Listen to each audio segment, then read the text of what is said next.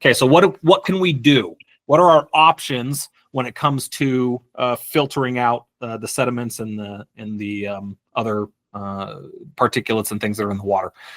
There's a few things here that we can do. The number one thing that we can do, and I think you guys have heard me harp on this plenty, but I'm going to bring it up just one more time, is on-site detention. If we can dump the water somewhere on site and it will stay on site and filter into the ground on site without leaving the site and going into a storm drain or going into a water body, then we don't have to follow any of these regulations. We don't have to do a dewatering control plan. We don't need a permit. We don't have to sample. We don't have to do reporting. None of that, right? So the number one option, if they have another place on site where they can dig a pit or they already have a detention pond or something like that, they can pump the water into that and let it percolate into the ground. That's the best option. Okay, that's what we want to do.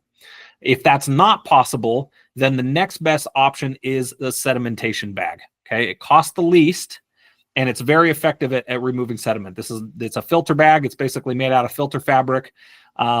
It works really well until the fabric gets completely filled up with sediment, and then it starts to come out, with really high sediment. So if that's the case and the bag is completely packed full with sediments, then we're going to want to change the bag and get a new bag. They're not that expensive. They cost between $150 and $300. So for on a construction site, that's not that expensive for them to go buy one of these bags. We can provide these bags for them if they would like us to. The problem with the bags is that it's really hard to take a sample out of this bag, right, Stephen? It's hard to take your bottle and try. Well, more than that, it's hard to not push you can't mess with it at all. If you mess with it at all that sediment comes flowing out, and then Hank calls you up and yells at you, and it's just a terrible time for everybody. Exactly. Everybody hates it when Hank calls them up and yells at them. So, it's really hard to take the samples out of the sedimentation bag. So what we have decided to do on our sites, anytime we use a sedimentation bag, we are going to use a spill berm, which is that picture below sedimentation bags there. This is a spill berm. And what we'll do is we'll put the sedimentation bag inside the spill berm. The spill berm, once it fills up, it will spill over the edge there. And then we can take the sample after it spills over the edge of that. That seemed to work very well when we did it up at. It was a lot easier to take the samples, and the samples had a second chance to drop out their sediments as the spill berm here filled up. Right, so that's a great option. That's what we're going to try and always do. If you have multiple pumps going at the same time, like there's a lot of dewatering, or it's over about 400 gallons per minute, it's really high flow rates, then we might have to bring out a weir tank.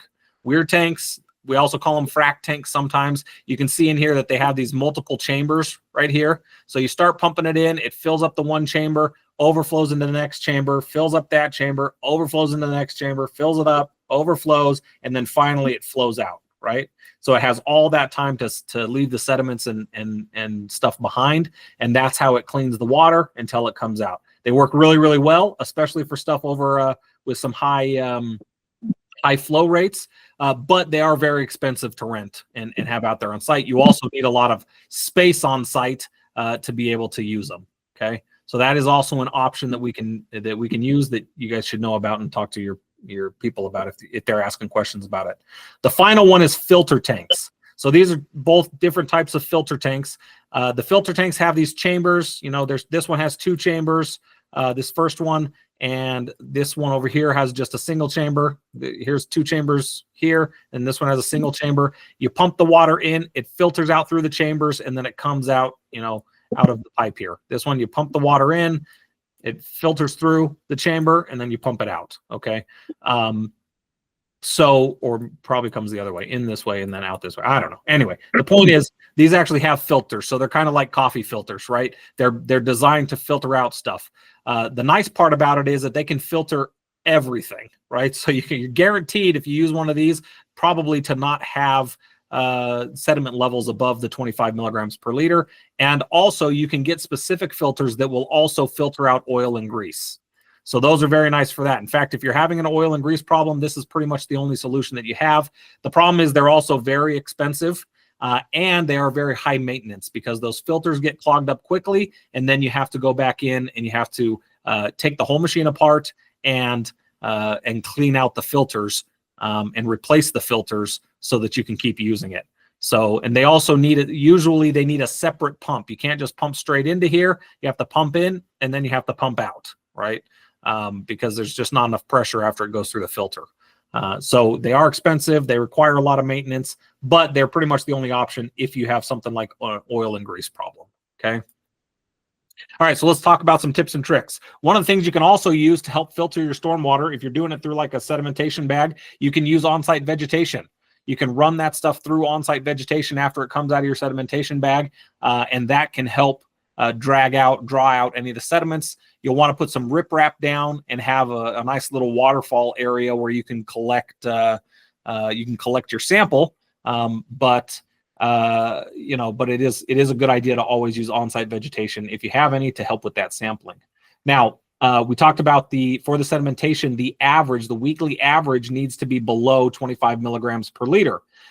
How do we bring the monthly average? How do we bring that monthly average down? Well, if we have several weeks or we have a couple of weeks that have higher numbers, then we may have to sample multiple times during that week in order to bring those numbers down. We might have to implement something to make those numbers get lower and then take several samples so that we can bring those averages down, okay?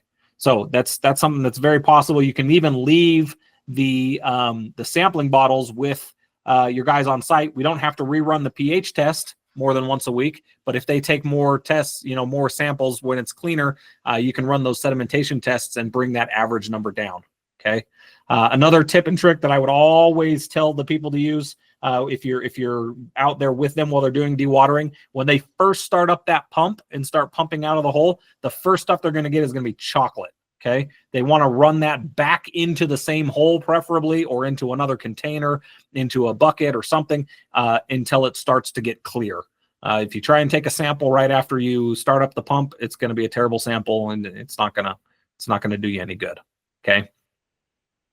All right, so that is dewatering in a nutshell. Hopefully everybody now has a good idea of what we can offer for dewatering, what is required for dewatering, how the dewatering works. We are the experts, and we are the people that they're going to come to and ask about dewatering. So I want everybody to feel comfortable answering questions. We got about 5 minutes left. What questions do you guys have on dewatering?